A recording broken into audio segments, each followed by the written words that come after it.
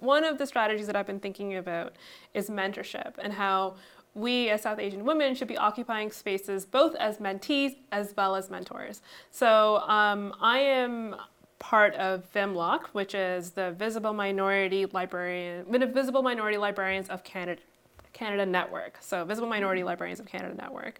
And I signed up to join because they had a mentorship program. So they were seeking mentees, they were seeking mentors, and they wanted to match up visible minority librarians with each other. And I got matched up with a librarian in Ottawa who is lovely and has been a great help in my professional career. And she is also not a visible minority. So even though I had joined to get a visible minority librarian as a mentor, she unfortunately is not, because there's just not enough of us, which means that for us in a lot of these professions where we are minorities in numbers, we also have to occupy both spaces as mentors and mentees, that we have to sort of engage and exchange ideas with each other, and not necessarily seek expertise with people who are above us or ahead of us in our professional careers. And also creating spaces for other undergraduate students of South Asian descent who are seeking these opportunities as well. So making sure that we are creating space and pathways for them to occupy these spaces and not driving them out of STEM because of the biases that we've already mentioned. Because the people in this room are absolutely the representation that our sisters need right now. So. And on that note, I just want to thank you guys and see if you guys had any questions.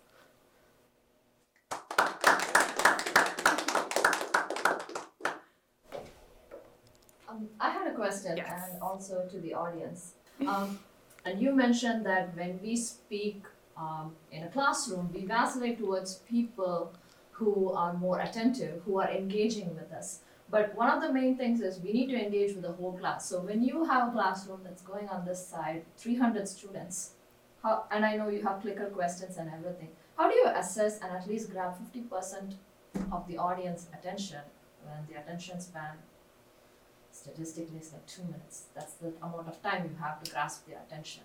And you have introverts and extroverts, and you have different cultural communities. And there are some people who are not going to pay attention. So it's a whole level of students. I guess I want to know from each of your perspectives, because you have different audiences you teach to. Yeah.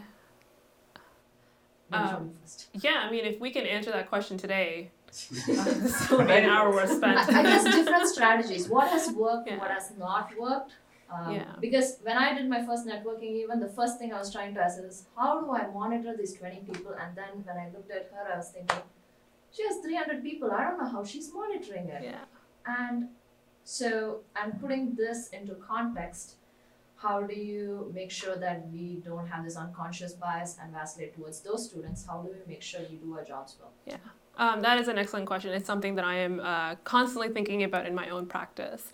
And I can share some strategies that I've currently been using, but they're by no means a definitive end to this conversation. So for example, one thing that I teach is science writing. So like, how do you write effectively? How do you communicate effectively as a scientist or as someone who's going into the field? As you might know, scientists are abysmal writers. You just have to read a journal article to know that.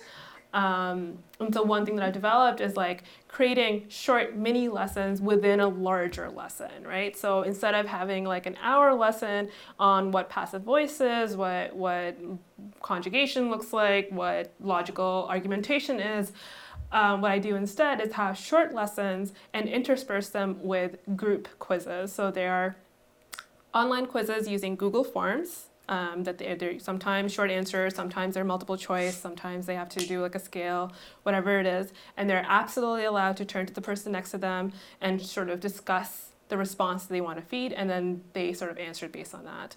And while this is happening, I circulate the room. So I know it's a big lecture hall, it's 300 students, but I will circulate and I will talk to different people and we will have a conversation. So I have smaller moments of instruction within that larger discussion, and then we all get back together. And then because I'm already talking to students, because I know there are already right answers in the room, those students are more willing to participate and have a response when I'm opening it up to the larger room as well. So that's one strategy I use.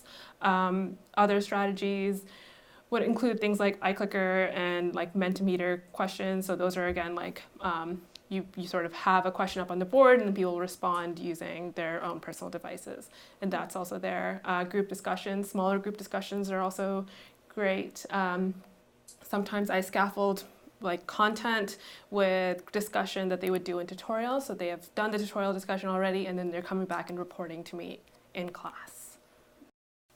Thank you for your time. It's been an excellent discussion on unconscious bias, both about how we are practitioners of it, and also how we are victims of it. So thank you for coming along today and hope to see you soon.